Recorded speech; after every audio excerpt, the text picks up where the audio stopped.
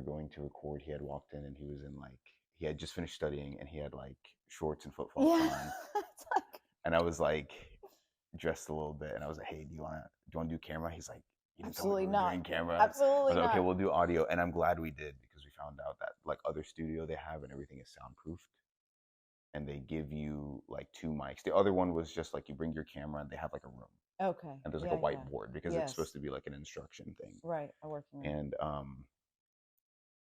yeah, so we walked in there and I was like, I'm definitely using this again because it was soundproof. They give you That's the two amazing. mics and it was, yeah, we get a lot of resources as students. So it was Yeah, a lot but of fun. how incredible is it that times have changed so much? They know you have to create digital assets Yeah, and they give you the tools to do that. yeah, Like a soundproof room. yeah. I stood in line for 3 hours to check AOL email when I was in college because there were 2 computers in the library. Like, I couldn't imagine. can you imagine? Yeah. And then when the campus Wi-Fi like lags just a little bit, like we can't move on in Function. class. Like teacher can't pull up the slides, we can't pull up our notes. Like it's It's a different world. a huge thing. And It's then a everything's in different. the cloud and you I just like know. pull off like gigabytes of information just to study your material. But, yeah. It's a different world. It's so funny. I had to do something. I don't remember what I had to do, but I think I had a presentation in the last minute. It was like online safety for kids, and then the last minute they said, "Well, you had something about like the elderly," and I was like, "Yes, no problem." So I had to create new slides on my own, and I was like, "Oh my god, the headers and the footers aren't the same as the other slides," and I cannot figure out. So I'm like, "Emma, Libby, Evelyn, can one of you come and help me figure this out?" I'm like, "I don't know how to do this. Like the basic technology that you guys know so well." We like literally struggle with, and you guys grew up with it and you know it. I mean, in elementary school. Yeah, and I feel like I even struggle with it. Like I'll ask my friends for like don't know how to do this thing in Excel. Like how do you guys? Yeah. It'll take me like 2 hours to set up the like little squares. I forget the cells in Yeah, Excel, yeah. and Yep. my friend will be like, "Oh, you could have just like," and he clicks two things on the Yeah. keyboard, and it does what I spent like 3 hours doing. Right. Okay, that's probably how editing this is gonna go as well. It's gonna be I Listen, could have done it in like 4 minutes. you've But gotten so far, and I'm so proud of you. This is awesome, thank you. Alex. You've definitely inspired. You've definitely inspired this. Oh, So it means a lot that we're here and you're on the podcast. And it is. There's nowhere else I'd rather be on a Saturday, and I love having you here. I apologize for my dogs. no, not at all. They're very cute, and I'm glad. Maybe they'll make an appearance. We'll see what happens. We're afraid they're going to burst through the gates and come sit with us in a few minutes. I think that would be a very nice touch. Yeah. To the podcast. But okay, for listeners, this may be the first time that they may be exposed to you, to your work. So tell us a little bit about your role at Crime Stoppers, and the role of Crime Stoppers in the Houston community. Sure. So I'm the CEO of Crime Stoppers of Houston, and we are a nonprofit with a mission to solve and prevent crime, and we work with citizens, media, and the criminal justice system. So we do a lot with the media as part of our mission. And originally, the idea was if you could work with the media to highlight wanted felons, then that you're casting this really wide net. People are going to see it on the news, and they'll call our tip line, which is very well known.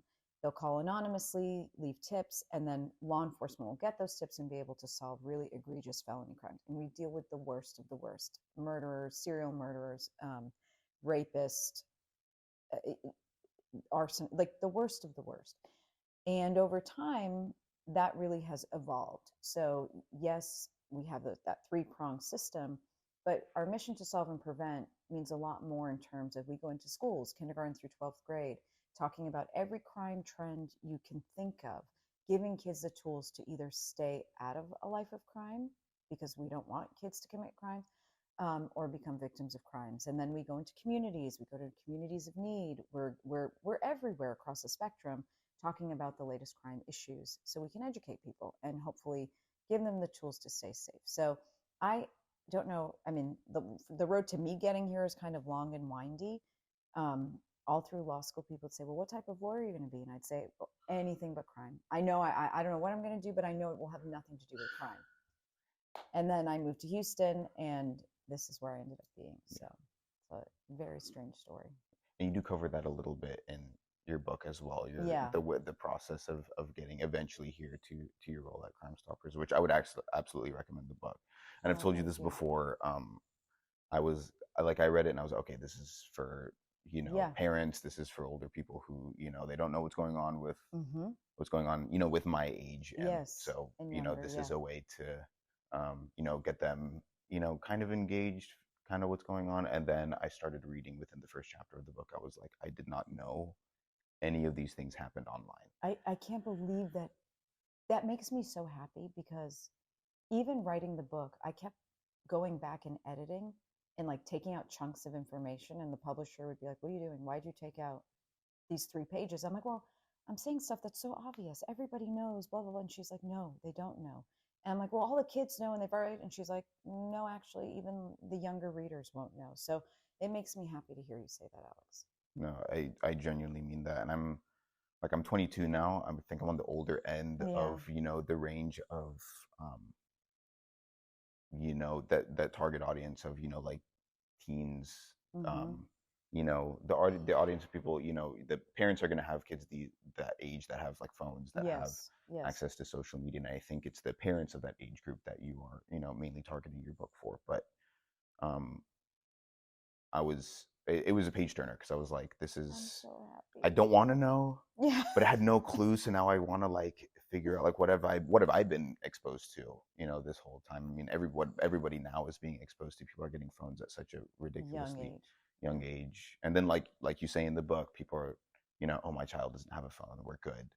But Not they've necessarily. had an iPad since Yeah, first grade. yes, iPad, they go use their Yeah. friends, whatever, microwave and access Yeah, I social know. media. Like, they're not, Yes. you're not as safe as you think, just because you haven't given your child, It's a the phone or funniest thing anything. to me that a lot of people think, well, I didn't get them that one evil device, the phone. Hmm. Therefore, I've kept them safe from all technology.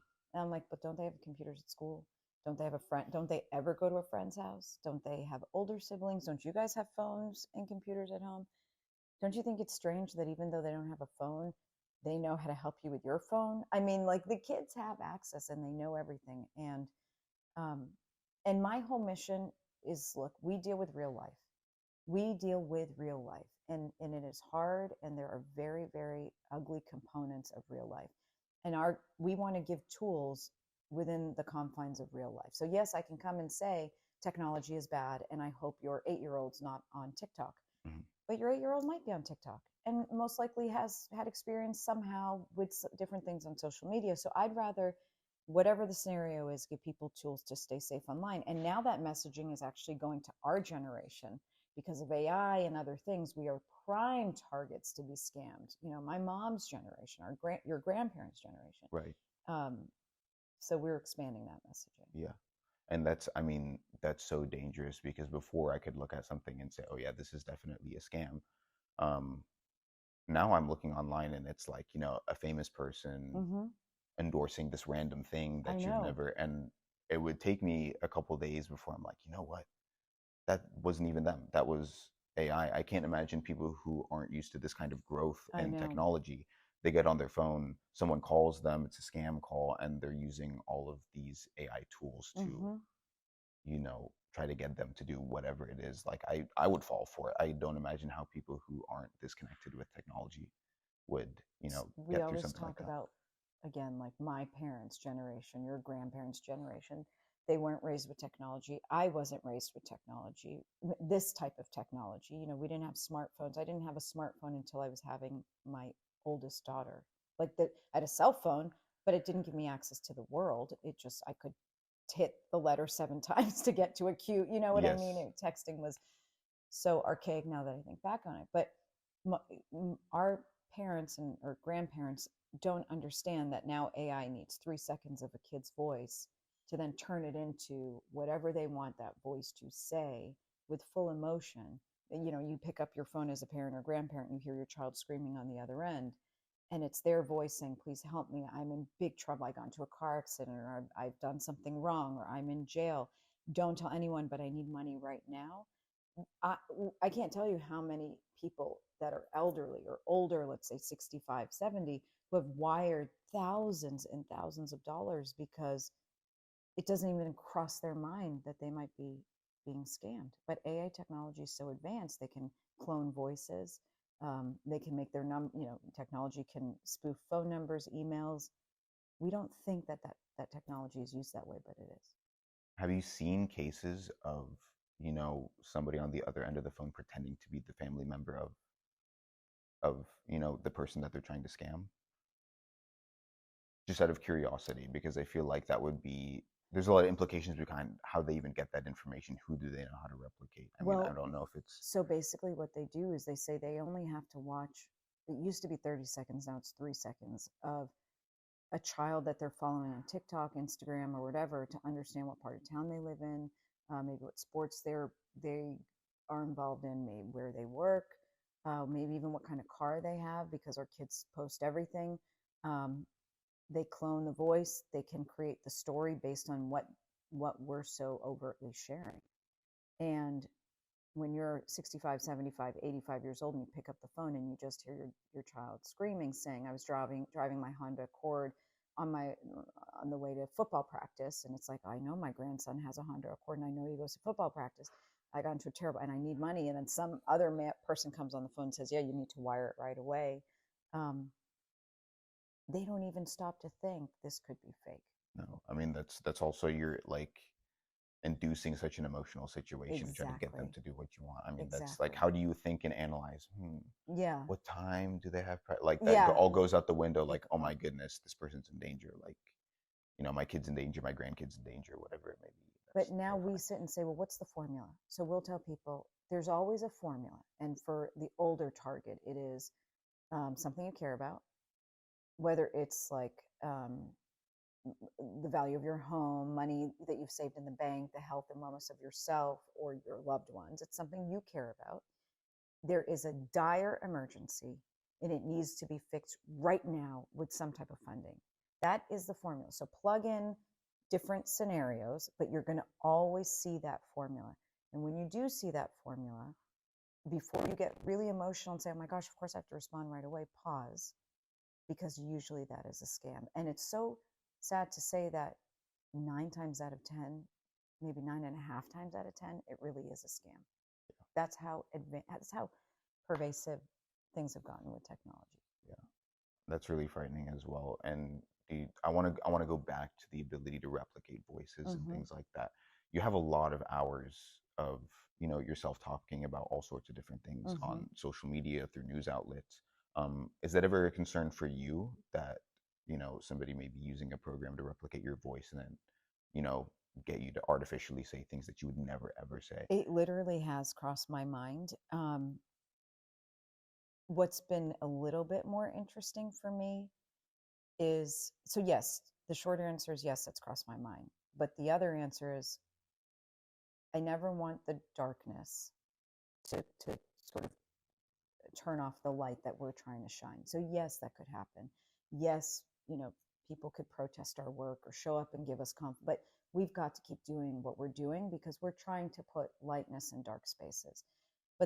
But what was interesting to me a few years ago when crime was the number one topic in at least actually across the state and in every major city in America, to be honest, we started to think everyone kept saying, well, crime is up because of COVID. So just don't ask questions. Crime is up because of COVID. And we thought, okay, maybe some crimes are up because of COVID, domestic violence, animal cruelty, child abuse, because people are stuck at home. They're very frustrated. They've lost their jobs. The abuse that might have existed in the house. All those people now no longer have an outlet. Families are stuck together. Kids are stuck together. Parents, etc. But murder and all of these other violent crimes don't seem to be tied to COVID. And then we start to notice policy changes in major cities where violent offenders, extremely violent offenders, were being released and re-released from prison, from jail, I should say, or custody, multiple times. And we thought, well, maybe that's why crime is going up. So we start to follow that.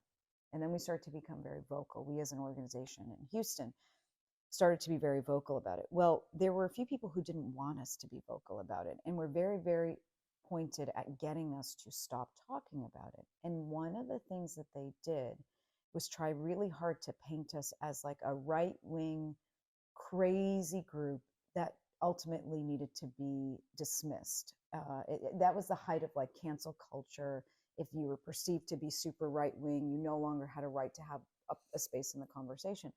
And so what was happening is Twitter at the time, which I'm not, I mean, I do like Elon Musk and I'm glad he bought Twitter, and X is great, but I'm not a big fan of the platform because it's really where adults go to bully each other. Hmm. But I noticed Twitter all of a sudden, me who's not very active on Twitter, I had all these followers that were crazy, like extremists, extremists, like their bios were like, destroy America until only right wing people survive. Like they were extreme. I think bot accounts, Yeah. maybe some, but they were doing that.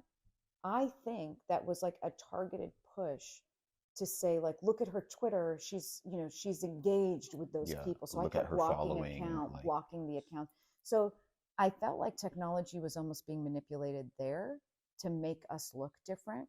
But we were very, very astute to it and kept, I don't really engage on X at all or that much. But we were blocking every time we got a new follow. We'd look at it. Oh, it's a bot, extreme account, block it. But that was a form of technology, I think, trying to push us to look a little bit different than we really were. yeah. And that's terrifying that they can do that because the amount of discourse that happens on like through social media as opposed to people coming face to face Oh is yeah, like it's all of it now. yeah. That's just the way we talk as a Mm-hmm. society. So for you to be able to manipulate and flood it with people that aren't even real, with extremely inflammatory bios, extremely inflammatory comments, and then make it look like That's my community. you're Yeah, those are the people that your content appeals yeah, to, which it yes, doesn't. I've been no, keeping up with your content. yeah. It's very straightforward, very Mm-hmm. factual. um and I know a lot of people like on the very far right like to say that, oh no, these are just the facts, like, and then they say inflammatory things. That's Yeah. not at all Mm-hmm. what you guys are doing. And it also bothers me that there have been you've had issues with your social media Mm-hmm. where things are being censored, or Oh things yeah, are being, yes. you're not reaching as many people, you're not getting Mm-hmm. that much engagement Mm-hmm. because something in the middle is being shut down We've been purposely. labeled. So it's amazing to me that Crime Stoppers for 40 years was seen as like a beacon of light, just the organization. Everybody wanted to have a board seat on and be, and then all of a sudden in this period following 2019 of like extreme crime rising, where we were sort of becoming a political target because nobody wanted us to hurt a local election because we're calling out the fact that crime is up or whatever it might be.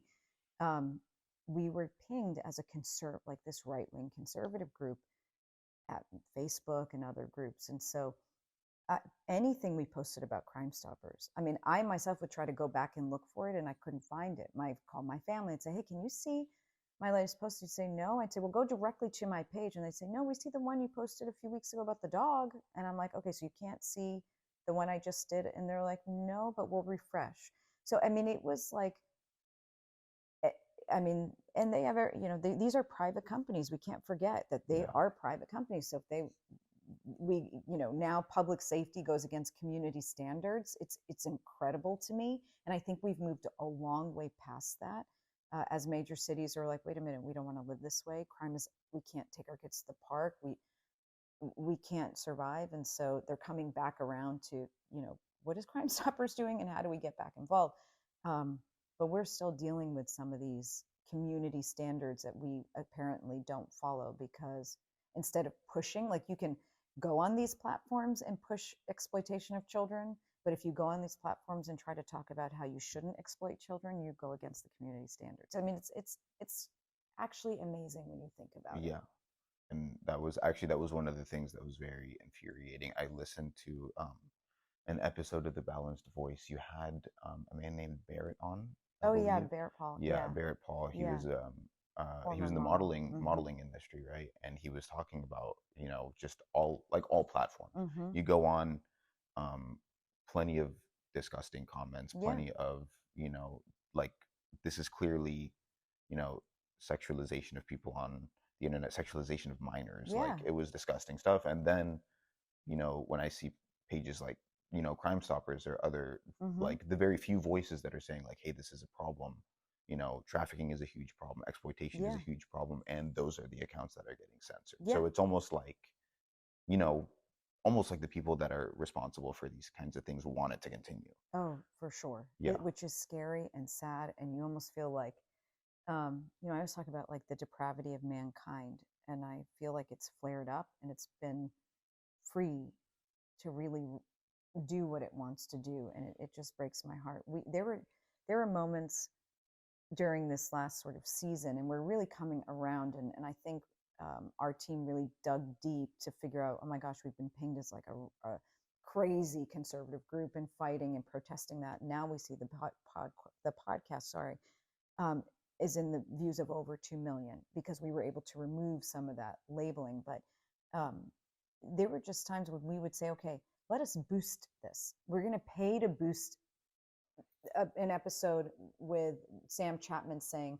kids shouldn't be able to buy pills online because it can be laced with fentanyl, and they are dying. And we couldn't even pay to boost it. They would reject our ad. They would reject the content. Like, it was So saying insane. saying something like fentanyl can kill you, it's Yes, bad. Let's try to protect our kids from it. right. You couldn't We promote couldn't that. do it. Our ads would be rejected. It was insane. Now we've again been working really hard, and I do think that was the height of this really odd time of not understanding who the victims were in general, over in any situation. But I think we've kind of come back, and major cities are saying, wait a minute, we've lost our way a little bit, and maybe these companies are feeling a bit more responsible. There's also more talk about holding them financially responsible, which obviously to me is like the silver lining, the golden nugget, the whatever the expression would be. If we could just hold these companies financially liable, so much would change. Yeah. I Yeah. don't know if it will ever happen, but Um, I don't know. I mean, to look at the outlook, you'd have to figure out, is this sustainable? Is the way that they're going? If you just let things happen, if yeah. you just let all the disgusting things that are happening, through social media continue, is that sustainable on their end? Like, As would they continue to stand as, a social media company, as a social media organization, if these things continue to happen? they right now they get the views. They get unbelievable. We just had a a horrific sexual assault case at the Houston Galleria Mall. I don't know if you heard about it, but I didn't. Alex, um, two toddlers were sexually assaulted in a bathroom at the Galleria Mall, filmed Filmed. for content online, because that awful content gets views. Where are they sharing? Like, where can they go and post these things, and instead of immediately there being a manhunt for these people, they get views and acknowledgement instead? I mean, you can almost share it. Yes, it on paper goes against community standards on any site, unless you're looking at like a lot of these sites that no longer exist. But I think they've gotten so savvy. One, there are pornography platforms that exist and thrive, um, but the other social media sites, I mean, they're very, very creative about the way they write words and the acronyms, the emojis that mean something totally different. So it's almost hard to flag them. It's almost hard to find them. Now, I don't always agree with that because technology is so advanced. And during COVID, I always use the same example. During COVID, if I started to write like CO, I get a COVID pop up, from the social Yes. media. Like, make sure that what you're saying goes against or goes with the standards of law. So I think the technology is there, but do they want to really hinder content that gives them millions and millions of views? I don't know.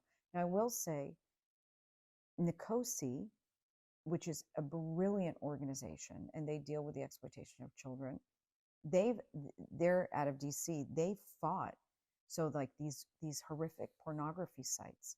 You can no longer use a Visa card or a MasterCard, or they actually went to Visa, MasterCard, Discover, and said, "We're begging you to no longer do business on these sites." And so stuff like that, like financially hitting them, is really what's going to make the biggest difference.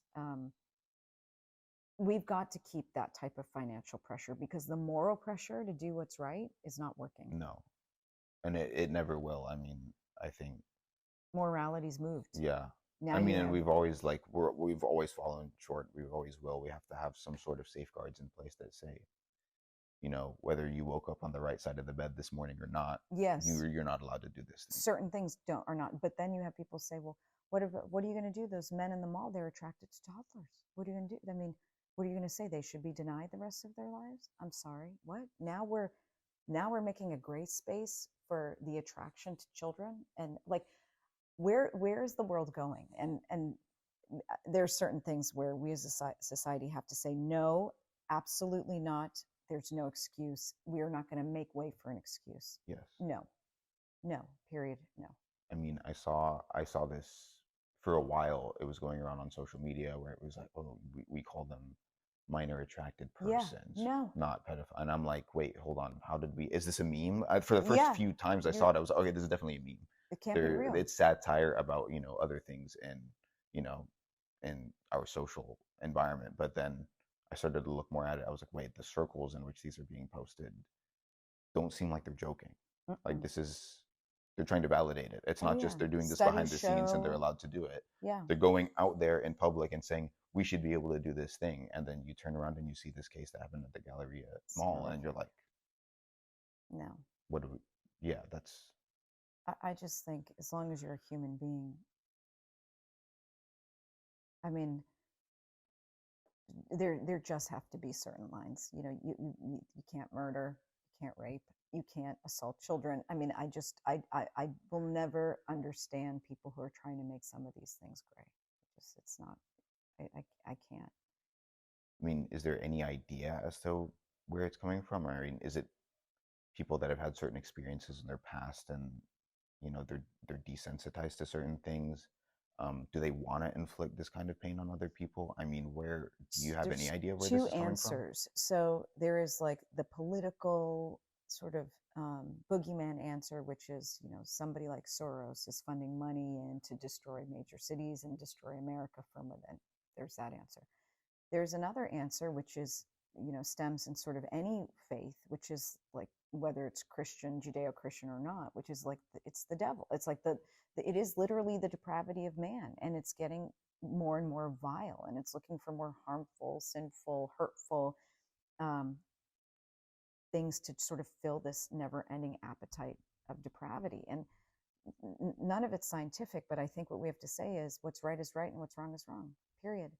And we can't really stray too much from that. And I have hope that we're going to always end up somewhere closer to what's wrong is wrong and what's right is right, even though at moments we sort of swell one way or the other, which is what we saw the last few years.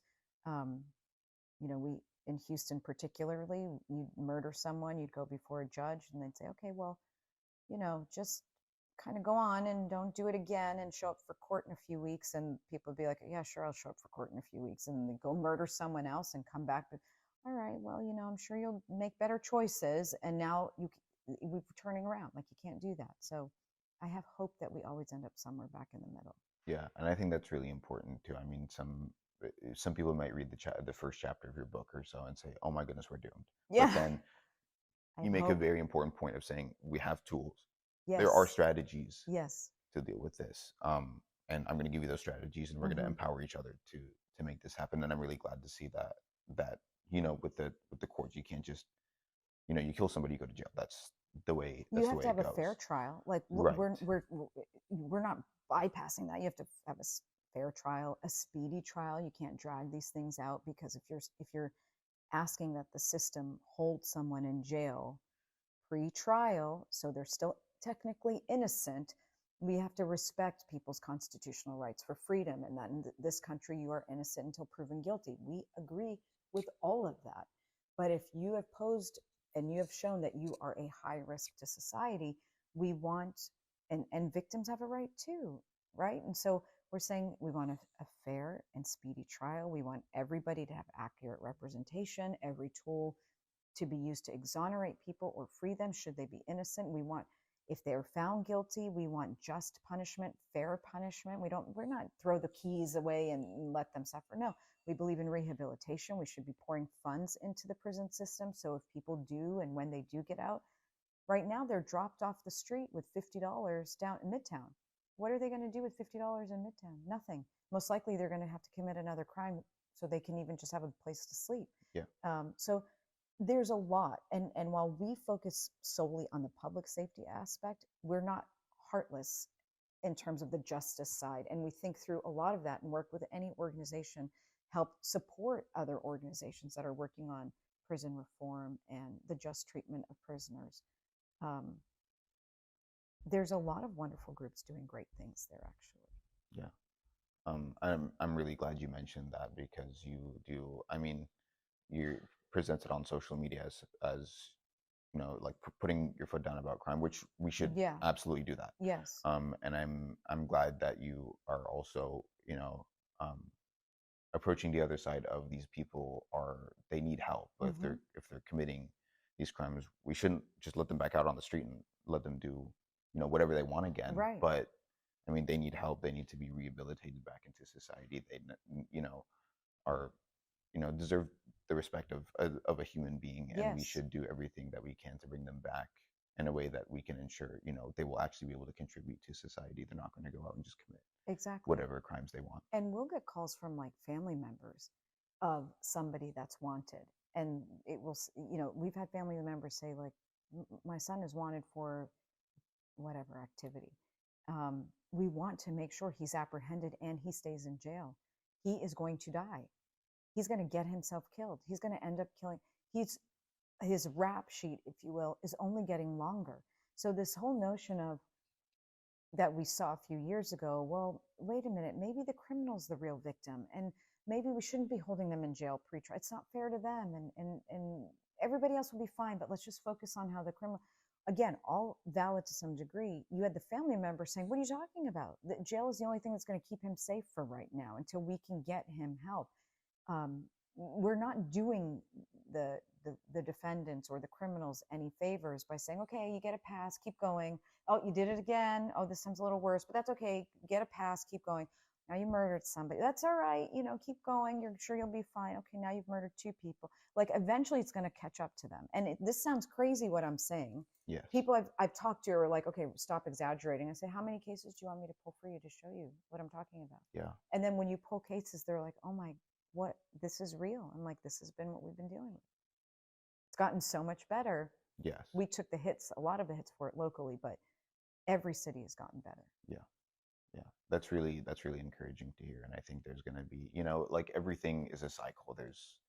We kind of go crazy in one direction. We say, okay, let's like rein it back in. That was maybe not the best thing to allow, or that was not the best thing to do. And I think a lot of people again feel like, okay, we're just going to continue going on this trajectory until it's over. We're doomed, whatever. And I think that's a lot of the concern that parents have as well, like that you address in the book, which you say like, hey, there are tools in which you can be in tune, and your child can go out and live their life and have fun and be a child and like experience life and develop into a human being that contributes to their society without you having to feel like you need to lock them into the room and not allow them anywhere. And apparently it's still going to happen. A lot of parents are like, I'm just not going to let them out. I'm not going to let them go to that party and they're going to be fine. I mean, they're not. We've seen cases of all they need is some access to the internet for something horrible to happen. Exactly. Like we've seen with the case of Sammy. Like that's it's so hard. Like tragic story. I mean, it was an amazing kid, like achieving things in life, going places. And I don't want to. That's a really heavy subject. I don't want to drag that out too long. But I mean, it can happen. You have to be, if you're a parent, you have to be in tune with what's happening in society. And one of the things that bothers me a lot is when I see parents that like are not trying to understand or don't think that they can understand, so they bar their kids from going and doing things that may actually be healthy for them. Yeah.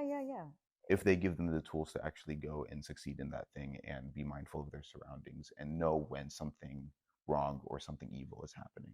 It's interesting because I always say, I don't know many parents who get in the car with a kid and say, "Don't put your seatbelt on. I don't want you to be worried and scared and nothing's. Don't put your seatbelt on."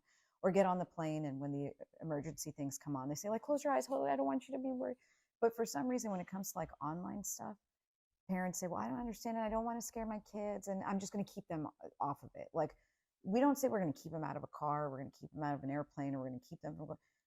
But with technology, there's just this huge, and it's because we weren't raised with it. We don't understand it. We don't know what to do with it, and we think we can protect our kids from it. When really, we should embrace technology. They're not going. We're not going to live the future without technology. There are incredible careers you can have based on technology. There are kids who've become professional gamers and make a great career with. I mean, whether you think that's great or not, that's not my position to say. There are kids who in high school realize they have real talent with tennis or football. Like, they need to have public profiles. They need to have universities be able to look at them. We have to embrace all of that. But we do have to understand there is unlimited negative potential in terms of, or access, I should say.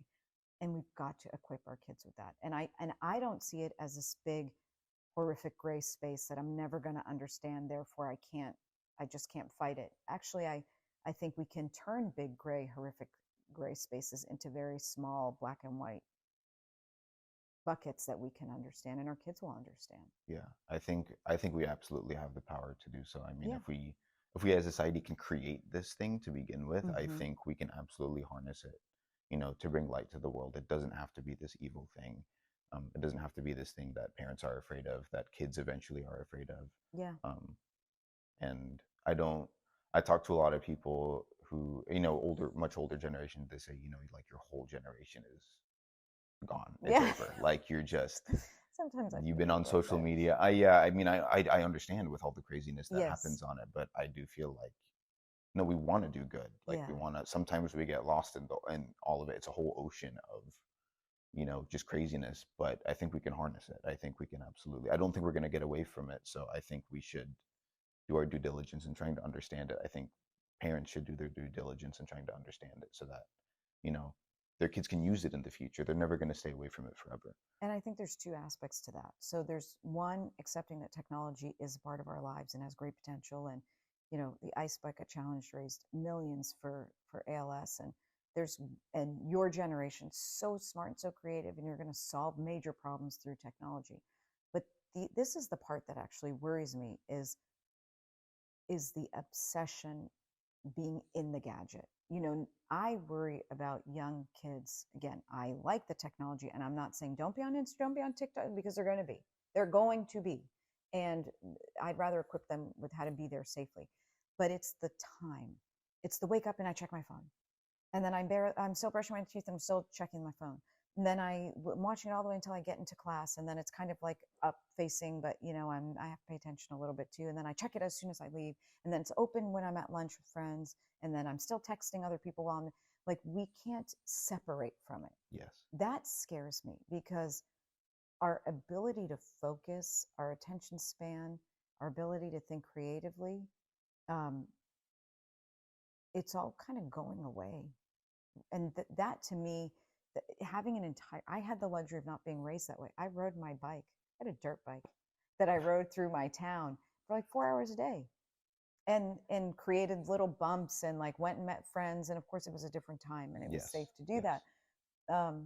But even like, I don't know, running and for people who are athletic, but like separating from the technology. Now people run and they have their phone strapped, and it's great because they can listen to music, but there's no sort of separation and just listening to your own thoughts and peace and thinking. And I worry about that.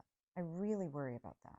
Yeah, and I feel like we're so accustomed to that being our mode of communication that I like when I'll try to put my phone on the side and just sit in my room and read something, or I want to go to the gym and leave my phone behind and just go and focus on, my set, workout, do my thing. But I feel like I'm gonna miss, what if somebody's in danger? What if I know. this is going on and I don't know because I didn't have my phone on me? Yeah, Or what if I exactly. need to head back, Mm-hmm. right here immediately, or I need to call somebody and I don't have, Mm-hmm. like Yeah, this, yeah, all yeah. these things that, okay, I have to have it like strapped to my person at all Yeah. times. And I honestly don't really know how to get away from that.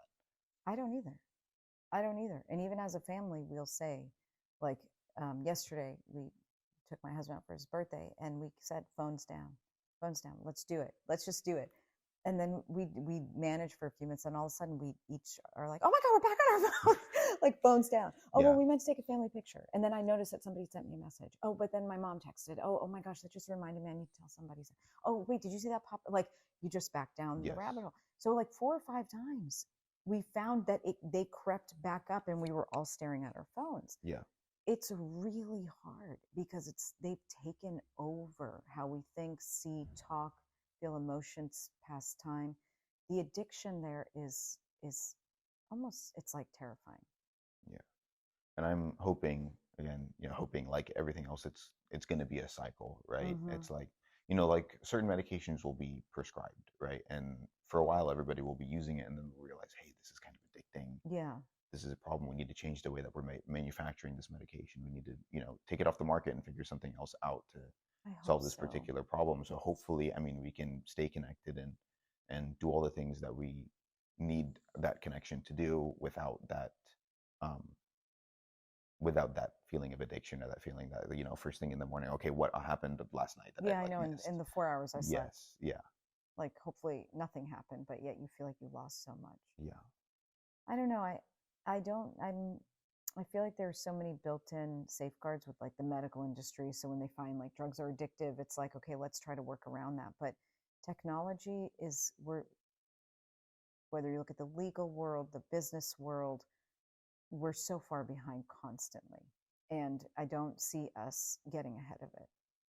Yeah. When Elon Musk is saying he's really afraid of what's going to happen with AI, that scares me. Yeah. I mean, The that's jobs it's that's going a to guy who replace probably knows. too much. Yeah, I mean, the second something happens in the technology world, he's the first person to know, if he's not the one who actually made Did that it? thing I happen. know, I know. So if he says something is a problem, I'm inclined to believe, Yeah, we've got to watch out for this thing. yeah. And he even said, I think he had the ability to like launch the most recent, I don't know what it was, but something with AI. And he said, I refuse to do it because I think it's very dangerous. But now the cat's out of the bag, and somebody else launched it. And he said, I mean, just to think like, so for example, my book, there's been a lot of pressure to write a version 2, but I wrote this as an evergreen guide for families. It doesn't really require a version 2. But someone told me, well, just go to Chat GPT and have it write it for you. And I was like, what? And they're like, yeah, you can, and then just slap your name on it, give it your feel. And I was like, absolutely not.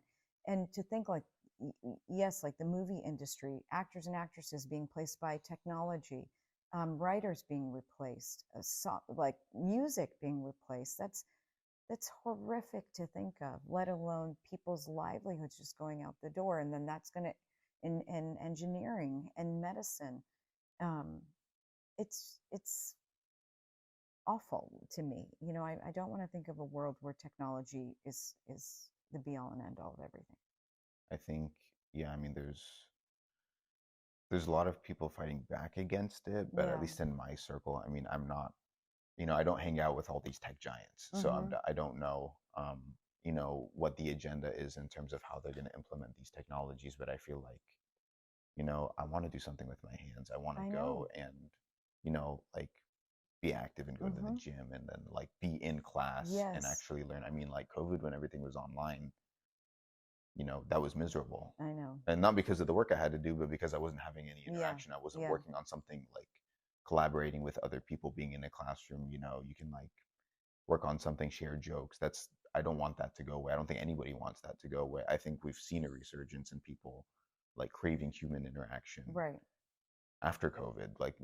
Like so many things in terms of the outdoors blew. I mean, like tent sales went up, I know. mountain bike sales went up, Yes. everything went Yes. up like Yes. when things started to clear after COVID. And I think that's like, we have a lot of humanity left. Those are the things I like to see in terms of like, yeah, we're humans. We like to go out and be in nature. We like to engage with each other. We like to go out and do like human things. And I think that spirit is going to continue I hope through like so. other hardships that we have. But what's changed is like right now it is almost impossible for me to hire someone who doesn't say I love it, but I have to have a work from home formula. It is almost impossible.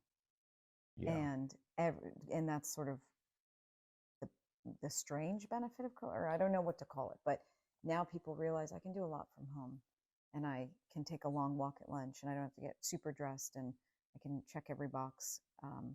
So I realize that this, you guys have a building downtown, and whatever, I can be in the office 3 days a week, but 2 days I need to be home. You cannot find someone who's willing to come to your generation is giving me a little hope because you do want to interact so much and you don't want to be home as much. But if you're looking for somebody with like 15, 20 years experience, they want to work from home. Yes. I think my dad was telling me, I believe that, a lot of the really young guys, the interns that are right out of college, Yeah. they're the ones who want to come to the office. Yes. And like, Yes. kind of like the millennials, the people that are like late 20s, early 30s, Yeah. those are the people that are like, nope, I'm working from home. Yeah. Like, I'm not going to sit in traffic yeah, and then just sit in my cubicle or my office or at the same computer I have in my house yes, and get like coffee with these people I probably don't even like, yeah, like I don't know. It's hard. It's hard for me because I actually have always worked better from home, but my job is sort of, it brings me here or everywhere else. I don't know, but I wonder how this is going to shake out. I don't know. yeah. I have hope. I don't think we can sit in our home forever. I think Yeah. we're gonna get to a certain point where it's like, okay, time to go back and be a human. Mm-hmm. I mean, we've seen cycles like that throughout our history as a nation. I think we're gonna see that a little bit coming I up have as hope well. too. I think that's the silver lining. I do have hope. I think things always come back around and humanity always sort of shines through, and the creative aspect of humanity, the wanting to learn and thrive and connect, it always comes through. But the bumps, the highs and lows are sometimes hard to ride. Yeah, I guess we'll just wait and see how We'll wait that and plays see. out. I do want to ask you, going back to the role of Crime Stoppers within the Houston area. I was reading an article. I didn't know this until I read the article the other day, that Houston, it actually has the highest rate of human trafficking Mm-hmm. in the Mm-hmm. nation. Is that Mm-hmm. correct? Mm-hmm. What what does that look like right now? I know you mentioned it a little bit in the book, but like the current state of it, what does that look like? Are there specific tactics that are being used? What are things we can look out for? So one, education is huge. Education's huge. And trafficking, people still don't know what it really means. Um, but it's obviously, there's labor trafficking, but we're really worried about sex trafficking. So Yeah. it's the manipulation. Um, you can be dating someone, you can literally just start talking to them online, but ultimately you get them to sort of be indebted to you sexually in a way that one person profits and another person is enslaved, whether that's from their bedrooms filming videos or they're actually in the possession of somebody else. Houston, one, it's a highly profitable industry. So if you think of drugs, drug dealers had a product, they sell it, they're out that product. So they have to go find more product to sell. When you're trafficking people, you just get the product back and you resell it. So it's highly profitable for the dealer. And a lot of drug dealers have turned into sex traffickers. There's a big marketplace because you can reach so many people through the internet. You can start befriending them. You can, as I said, you can create many avenues to get to your target. And then Houston provides a lot of opportunity because it's such a transient city and you have major highways coming from different areas and going out to different areas right here in this major city. You also have only about 5,000 police officers in a city that's really wide and in an unincorporated area that's enormous. And where resources are scarce. So you can almost operate in plain view in Houston. You can rent a hotel room where you have your girls hidden and people just come up, leave, and do that all day. We have the Bissonnette track here where it's just out in the open. You have prostitutes that are trafficked victims. You have, this whole notion of, well, they're sex workers and they want to do this. If you really sit and talk to them, very few are keeping the money they make. They're doing this to survive because there's some type of threat over their head. So while Houston's been historically the number one in trafficking, what we're also the number one is in combating it. We do a lot of work. Major offenders, Houston Police Department does a lot of work. The Sheriff's Office does a lot of work. Nonprofits have really come together to do a tremendous amount of work in education. We're starting young because we know that kids can get lured into what's called the life very easily, and it's sad. But that's like identifying the cycles, identifying the red flags, and doing what we can to thwart it. And legislatively, we want to figure out how to make it where, the financial component, because that's where you always have to go. You're not going to hit morality, but if you can figure out how to get people financially, that's where you're going to have the most success. So It's a problem, but also Houston's done the most. So we have groups in LA calling us all the time, New York, like, how do we combat this? You guys are doing a great job in Houston, whether it's just us or the big network in Houston that's doing a tremendous amount of work. The woman that co-hosts my podcast with me, Jennifer Homan, is in the oil and gas industry, but had a dear friend, multiple dear friends whose girls went missing. Um, and she said, I can't believe I know so many people, and I hate to say this, but from good families, because it shouldn't matter good family or no family, to be honest. But that was her point. Like, they're such good families. And their daughters are trafficked, and so she now rescues kids, and she's in the hundreds of kids that she's rescued. But she's launched the Houston 20 with some other women and Fight for Us, and they're doing great work. I mean, incredible, incredible work. Yeah, that's it's really good to hear. I think people like throw that out to fearmonger, like, hey, we have the highest rate of sex trafficking, which is like terrible, Yeah. but we also have a lot, like an army of people Yes. coming out against that, and being successful in that and Mm-hmm. really rescuing people. How do people how do people get caught into this? You said a lot of times it's people that they know, unfortunately. Yeah. So there's a few different scenarios, but so labor trafficking aside, usually, you're an immigrant or you're here, you don't have papers, or you just want to work, and then you find yourself in a position where the person who's employed you takes, any your papers, your passport, etc., and you're stuck.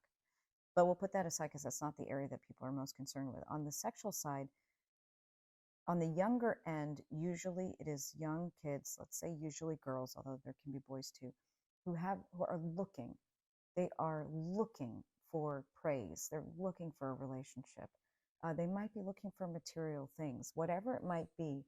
Predators are so good at figuring out what that need is. They are so good at figuring out what they can kind of weave their way. They weave their way to what they call the target. And then they'll start to say, my God, you're so pretty. Do people tell you you're pretty enough? And that girl's like, well, actually, no. And I wish people would say I'm pretty. Or they start to say, like, I noticed you have a really old phone. Like, that's so old. All my parents are so strict, and they're not going to, well, I'll send you a phone. Where do you go to school? I'll send it to your school, or I'll send it to a friend so your parents don't know. They start to create, and they'll take a year to do this. They will take their time because they know ultimately the money they'll make off of their target is worth them taking, and they're taking their time with multiple people. And so eventually they start to befriend, they get their trust. They, over time, will start to tell them, your parents don't understand you, or your friends don't understand you, or I feel so bad you don't have parents, you don't have friends. I will fill that role for you. They alienate them from the life they know. And then again, either they will start to get them sexually active with them and film it, or blackmail them with it, or they'll just flat out say, sorry, they'll flat out say, um, you're going to be doing this with so and so, and that's it. And once they have complete ownership over which it's shocking to think that they get complete ownership, but you have to think this is months and months and months and months in the making. And usually they'll have introduced presents, drugs, alcohol. Like, they've changed the person, they've manipulated them for a long time. Um, that person's in a position where they can't get out. They tattoo the girls. They brand. We've seen girls being branded like cows are branded. They are animals are branded. They are stripped of any ability to fend off people who come in, or they have no way of getting out. So they're never without, the trafficker or somebody that works for the trafficker. The girls end up starting to fight within too. So if they can go up in rank, I'll watch the new one. Just don't make me work today. But I promise you, I'll make the new one work, and she's not going to leave. Then you rise up in ranks, and so there becomes a whole system of being able to keep the new one where in her position. And it's horrifying. It's horrifying. It's horrifying. What we always tell parents is know that this happens. Like, talk to your kids. You're going to say, but I have a great home. We live in a great neighborhood. My daughter is pretty. Every kid has an insecurity. And nobody cares what home you live in, what neighborhood. Traffickers don't care at all because they have access to your child. And so talk about it and figure out what the gaps might be with your own child and fill them yourself. Fill them yourself so that when somebody comes to them, they're not looking for anything. And I also think that kids, if you give them the tools, they can start to sense and see the red flags for themselves. And they'll close the door. But at least we believe that they have the potential to do that. Yeah. I think that's very important because a lot of parents are saying, "Oh no, my kid's never going to understand. I have to be the one Yeah. to watch and catch." And you're never going to You're catch never anything. gonna, Like your never. your kid's going to be in a situation alone where they would need to make that decision themselves. Like, hey, something is off about this. I'm Mm-hmm. gonna leave the situation, or I'm gonna, call someone, or and like recognize for themselves that Yeah. this is something is wrong. And I think most people's children are a lot more capable than they give them credit for. I always say a predator's greatest gift, like the greatest gift for a predator, is an uninformed child. And so, well, I don't want it. I don't want to create that gift for anybody. And I hate, listen, I hate living in a world where I have to talk to my kids about active shooter. I hate it. I hate it. I didn't grow up that way. I hate that. I hate that I have to talk to them about predators. I hate that I have to talk to them about road rage. That they're going to start driving soon. I hate it. But this is the world we live in, and I need them to be equipped so they can be protected at all times. Yeah, I think that's absolutely the best solution. And I feel like, like you have a responsibility as a parent. These are the things that you have Yeah. to do to empower your child. This is the way that your child is going to become, like, a very, like, they're going to contribute to their society, to society. They're going Yes. to be successful in their life. That's what I'm trying to say. And they can help others in situations like this, and Mm-hmm. they can identify this, and they can, like, bring light to the world. You're not just protecting them and, like, hiding them from everything, which you're never ever going to be able to fully do, but they can identify those things for themselves. One of the things people say is like, well, we don't know how to talk about it. So I've tried to give you examples in the book. And whether it's like for you to talk to your kids, or you are as a therapist who has a practice, or teacher, because we all have to be talking about it. We all have to be talking about it, which is awful. Like, I hate that, but it is what it is. Um, what are I do like to bring in. I mean, after recording with Xavier, I do want to bring in um, the concept of, like, masculinity into Mm-hmm. something like this. And so I see a lot on social media, like, this whole thing is happening because of men. Like, it's all men's fault. Like, Mm. it's whatever, which, like, I can kind of understand where that frustration is coming from, but I feel like, there are a lot of guys out there that are like, okay, like, I want to do something. I want to be able to identify these problems. I want to be able to help my community. Like, I want to do the things that a real man would do to protect Yes. people in the community from this. Like, like, if we're looking at men my Oh, age, like in college, like, there's a what can lot. we look for? Because I don't feel like I would be the typical, Yeah. victim of something like I mean, it's a this. tough conversation, Alex, but if we're being brutally honest, which there's no reason not to be, I mean, the reason people say like men are at the heart of maybe the problem is, which I hate that gender talk, by the way, like I hate it normally, but in this particular case, men are the buyers. They are the buyers. And so, what can men do? Stop consuming pornography. And I know it's impossible to say because it's at your fingertips, and it's not 1975 where you have to find a Playboy magazine hidden under a bed somewhere, or desk somewhere, or carpet somewhere. Then you can't, if you go to a grocery store, they're physically covered. You can't access them. Now you just have to pull your phone up for 3 seconds. I know that. And I know the average age that a child's going to come across it is 8 years old. But when you're old enough to make the decisions, we've got to kill the market, because pornography is driving the market and the appetite for this. When you sexually assault people and you film it, it's going to pornographic sites, and people are going to consume it. And then there's, oh, we want this content. Go find another girl to molest or to rape or to whatever. Or men are seeing it and saying, I need to find someone to do this with. When you look at, and the percentage of young boys with erectile dysfunction is going up because they've been consuming pornography for so long that a normal situation. And these are awkward conversations, and I hate having them, but at the same time, I appreciate the question. And Yeah. you look at schools, A&M, or whatever school you want to look at, the number of boys that are accessing this, and girls too. But if we could kill the market, it would do wonders. It's not helping anybody. It's not, yes, it might be personally gratifying for a few moments or whatever, it might be funny, it might be a cultural pastime, but we're killing our own society. We're actually killing our own society. And one day you want to be an adult that's thriving in this world, you're going to have kids of your own, you're going to hate that you've contributed to it. So it's sort of a plea. Yeah. No, I think that's, I mean, as awkward as it It's may be to the so people that awkward. like are not familiar with these kinds of subjects, I think it's terrible on both sides. I mean, and Yeah. it's exploiting like mainly women in Mm-hmm. most of these cases, and it destroys like men's neurological functions, Yes. reproductive Yes. functions, like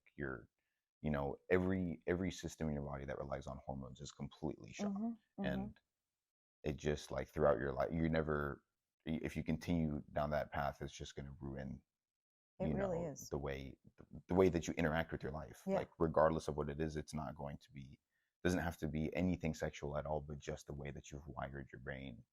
You've ruined, the way that you view things, the relationships that you have in your life. It's just like, I can't say enough how terrible, It's terrible. terrible it is. And talking to Barrett, I mean, he made it the point too, like women are often victimized, right? Yes. But there's a lot of boys in the gay community that are victimized. He being one of them, who was, they're, young, beautiful models, and they're victimized for that beauty, and just like women are victimized for their beauty. It doesn't matter who the receiving end is. It's wrong always. Period. End of discussion. Young, old, male, female, gay or straight, ethnicity. It doesn't matter. It is an evilness that is like destroying us as a society. It's going to destroy us economically. It's destroying us in terms of mental health. It's destroying us physically. And I hate to see what we're sowing. We're reaping something negative. I don't want to see it. We're seeing it with trafficking. I really pray it stops. I've heard with a lot of, the huge civilizations, a lot of the like empires that have been formed in the past, a marker for the downfall of that empire was this obsession with sexuality, Mm-hmm. and Mm-hmm. like this need to always include that in like every Mm-hmm. part of life and twist it in any way that you can and make it perverted in any way that you can. And I don't mean to say that, America's falling or Yeah. anything like Well, a that, lot of but people think America is falling. yeah, I mean, I don't blame them, Yeah. but um, this is one of those really dangerous things that it's not like, and regardless of just completely destroying your physical and mental health, you're destroying the society as a Yeah. whole It's in so a true. way. I mean, it's like it's gotten to a point now where, I mean, I don't think we can fully understand just how terrible Mm-hmm. of a place we're at in terms of, like this consumption of pornography, this twisting of, you know, um, just like sexualization of everything. You know what I mean? Everything has been sexualized. Yeah. Even this gets us into tricky waters, and so you may not want to go here, but I think it's interesting that even this discussion of, gender identification in elementary school, Yeah. it's I always wonder how much is too much, in the sense that I growing up, like, I didn't know if my teachers were married or not, other than it was a Mr. or Miss or Mrs. That's all I knew. Yes. I didn't know anything about their personal lives. I didn't know where they lived, if they had kids. I didn't know anything.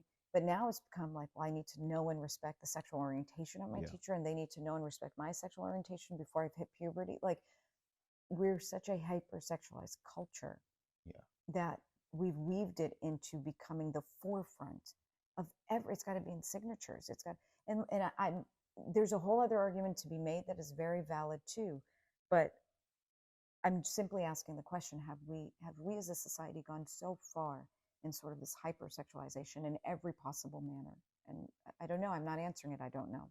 Yeah, I mean, no, I completely see what you're saying. I think a lot of people make the argument that, I need to be represented. I need to Mm-hmm. include this as part of my identity. And it was never talked about that way, Mm-hmm. regardless of, if you were, straight, part of the LGBTQ community, whatever it is.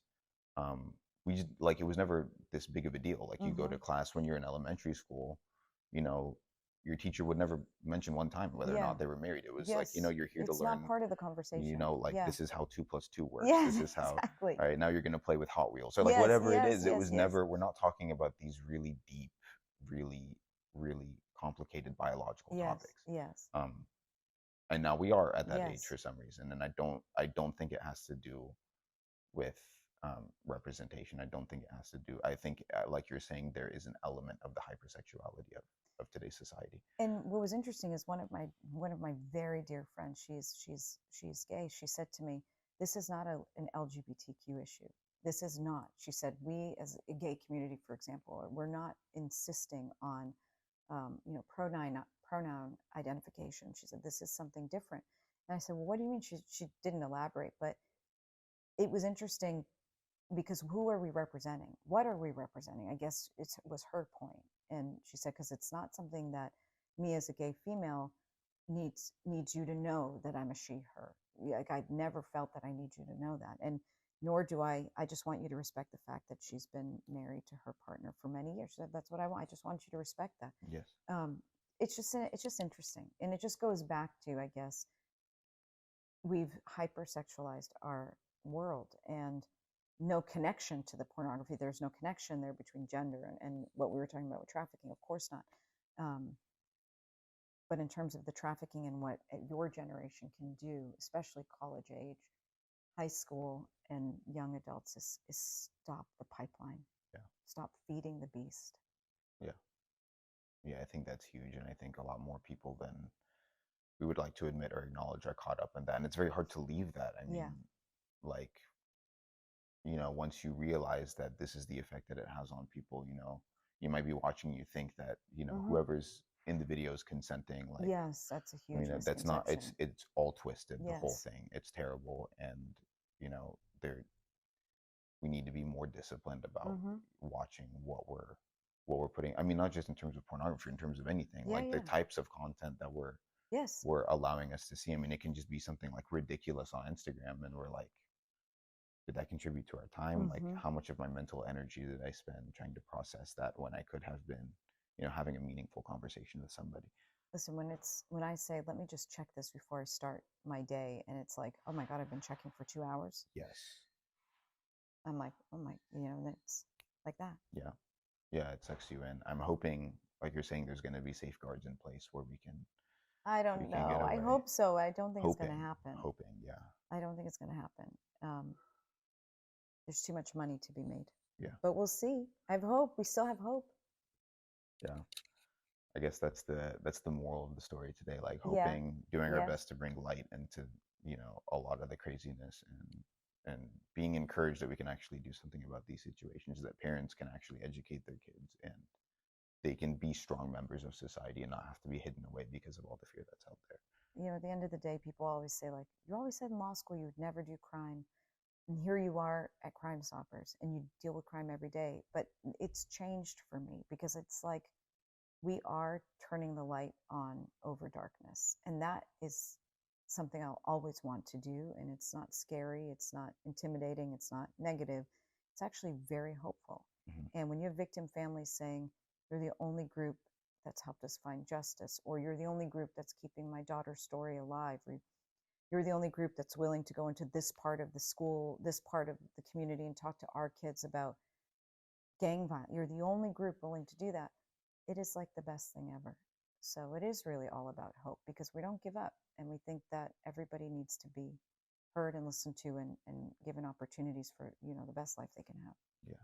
There's always light that can be brought into the world, and I don't, regardless of how crazy things get, which it's easy to get sucked into feeling like everything is just, down the drain when you're exposed to these kinds of things. But there is always light that can be brought into the world. And I think if we understand that, and we can build up that courage to do so, we can make huge changes within our society.